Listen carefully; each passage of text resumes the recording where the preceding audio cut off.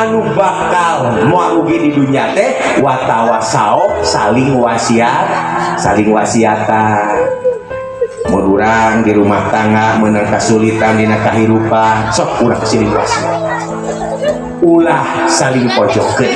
Lamun salaki kaduhung cenah aing mah kawin ka maneh teh kaduhung ari anak geus opat.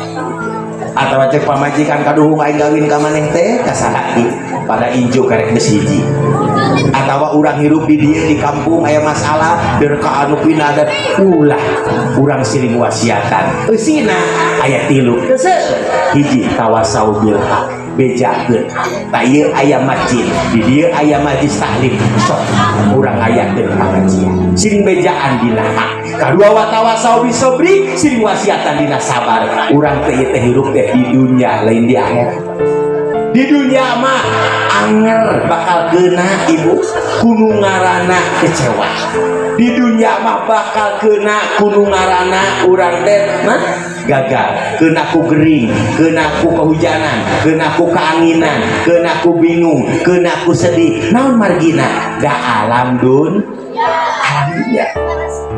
Di dunia ibu ieu nu halaladir cing dek naros kanu sepuh hoyong sepuh teh. Ya ibu sepuh hoyong sepuh teh.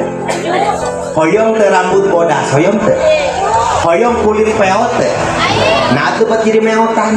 Hayo coba. Tah ieu teh aya nu ngaturna Allah Rabbul Alamin. Mata kurang sing salalaba. Ulah dugikeun ka urang leungit ka sobat. Da hirup urang teh keur aya di dunya.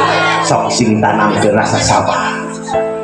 Buat emang orang sing sabar katilu watawasau bil marhamah urang siring wasiatan dinamika asih dinamikanya bisa betah di kampung tah kulo bajelema nu pinter butuh kuno bodoh nu beunghar butuh kuno sang pejabat butuh ku masra nu kolot butuh kuno nu ngora butuh kuno kolot butuh kubur dah budak ge butuh kuko cing evaluasi ku ibu jeung ku bapak lamun di dieu kampung kabeh jelema karolot bakal betah moal kabeh di kampung marorak kabeh ngabarudak keneh bakal betah moal kabeh masyarakat bakal beres di kampung moal kabeh ajengan bakal beres di kampung moal